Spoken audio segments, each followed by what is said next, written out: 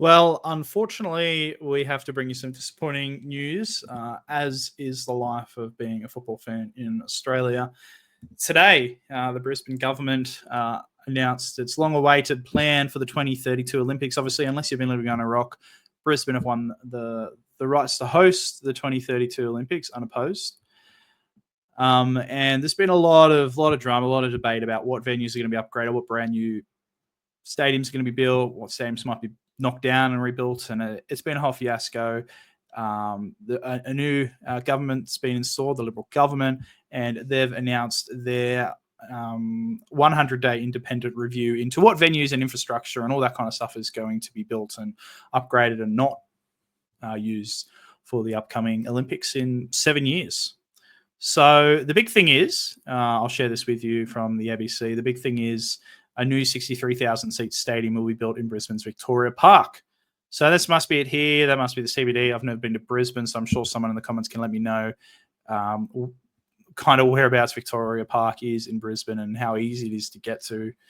I imagine if it's not that great to get to, I'm sure Brisbane's going to have to do some serious work on its public transport coming up to the Olympics. But that's the plan for the main venue. So a lot of the drama was around the Gabba, whether that was going to be rebuilt. I think it was going to cost like over $1 billion, which is crazy to think they were going to knock down the Gabba and rebuild it. But it looks like this is what they're going to go for. So that's the main thing. I'm not really here to talk about Victoria Park. Gosh, $3.7 billion for a stadium.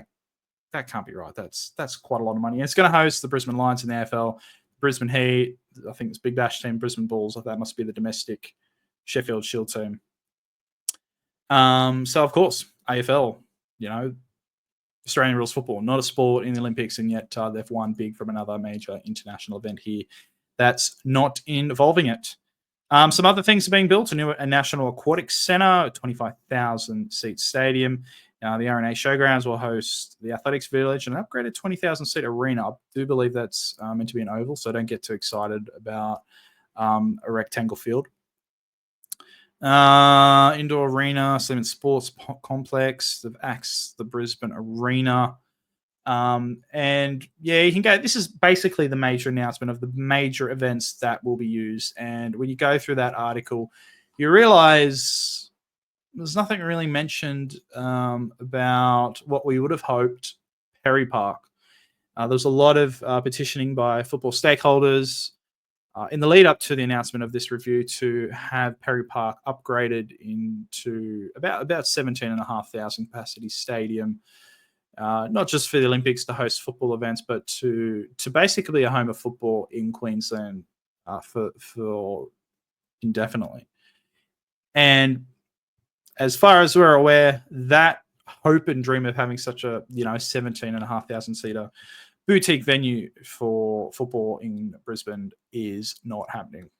I think it's really disappointing that such a big sport around the world, an Olympic sport's been a part of the Olympic calendar for over 100 years. There's no legacy left. Once again, it's so frustrating. We had the Sydney Olympics in 2000. I can't remember any significant infrastructure built for football. And, we're not talking about like the Stadium Australia where, we share that with rugby league and union and other sports. But like just for football, we built some great aquatic centres, some great velodromes and hockey centres for the Olympics in 2000, used exclusively for those sports. But football, as far as I'm aware, never got anything major and significant. And, the 2023 FIFA Women's World Cup, no new piece of significant infrastructure. I think we had an upgrade to Highmarsh Stadium, but nothing new. So, once again, football has been left behind in the Sunshine State. It's a bit of an issue there for Queensland because we know the Brisbane Roar in the men's competition is not doing well and they haven't done well for a long time.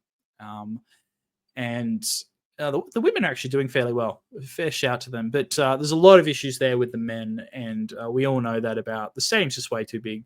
Playing in a 52,000 seat stadium when you're only averaging about 6,000 or 7,000, it's just so ugly to watch on TV. It'd be so ugly for those fans. You're just in this massive cathedral with what looks like a handful of people. That sucks. And I think it leaves a bit of an issue for Brisbane as a whole, because Brisbane really has only one. And when I'm talking Brisbane, I'm not talking about Redcliffe. I'm talking about right in Brisbane, um, and the surround. There's no major rectangle stadium outside of Lang Park, and we all know Lang Park is so overused. It's used for the Roar. It's used for the Brisbane Broncos, for the Queensland Reds in the rugby. It's used for occasionally the Dolphins in the NRL. It's used for concerts, all these kind of events, and that surface is just getting absolutely smashed. And we see that when Brisbane Roar play, the surface sucks. To be fair, even when the league's on, the surface sucks. Lang Park's never been a venue known for having a great carpet outside the 2023 Women's World Cup, when football was the only sport played on it for about a period of a month and a half. So once again, the Brisbane Queensland government's failed to address a major issue in terms of infrastructure for rectangular sport. Let's be clear that the rectangle sports, do extremely well. Like rugby league's the biggest sport, and then it's probably union, and then it's probably football, and then it's probably AFL, and there's going to be a lot of legacy of infrastructure for Aussie rules. It's strange though, even in the government's report, that nothing got mentioned about Lang Park. And I think what Queensland has missed out on here is just not only having a legacy venue for football, but just having a secondary venue that is capable of hosting football league and union, just to try and take off that pressure from Lang Park. It could host concerts as well, but obviously I'd like to think that a venue built for sports would be mainly hosting sport. But it's just so baffling to me what the Queensland government's thinking. They're willing to spend billions and billions of dollars in infrastructure, but just not to upgrade significantly Perry Park. It's just quite baffling to me. It just sucks so much for these football fans up in the Sunshine State. I've just been fighting for so long to just get some decent infrastructure. But there is hope. There is hope. Vince Regari always brings a lot of hope. One of our only few football-specific journalists in the game. He's hearing there may be something in the offing for Perry Park. Not the whole kit and caboodle, obviously that 17,000 booth stadium, which is what we want, but something potentially enable bigger crowds for games there, negotiating ongoing, watch this space. So that's interesting to note. Other important takeaway from football state, Sunshine Coast is becoming 10,000 seat. Yeah, that's that'll be interesting. Any upgrade to enable A-League men games there is key. Very quickly, the joint will pack out. So that's interesting, because even if it's only 10,000, even if it's only 8,000, I mean, that's probably what the Brisbane Roar need right now. If you could pack that out, 8,000 there every week, it'd be so much more appealing to fans to get to the games.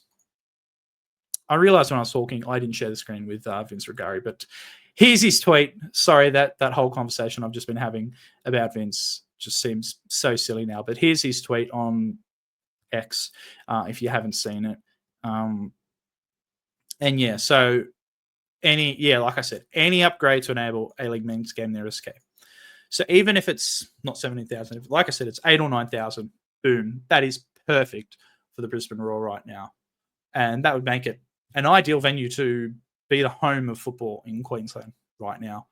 And Sunshine Coast. So that's a real good opportunity, A-League or the second division. Yeah. Sunshine Coast is such a big market. When I say such a big market, I think it's probably the biggest market in Australia that doesn't have a professional sporting team in any of the major leagues of football. I say that because I think netball might have a team up there on the sunny coast. So watch that space. So there is a bit of hope for Perry Park. It is also disappointing that, us football fans, we didn't get what we want. And I think what Brisbane really needs, but it'll be interesting to see what happens in regards to Vince tweets about what might happen with Perry Park. But I think that's a wrap on my little, I would say a rant, bit of a wrap on the whole situation up there in Brisbane in regards to the Olympic infrastructure. Second video in 3 days. Boy, we went a month without posting a video, and then bam, we've just hit you with 2 in 3 days. You lucky buggers, getting some content out of us.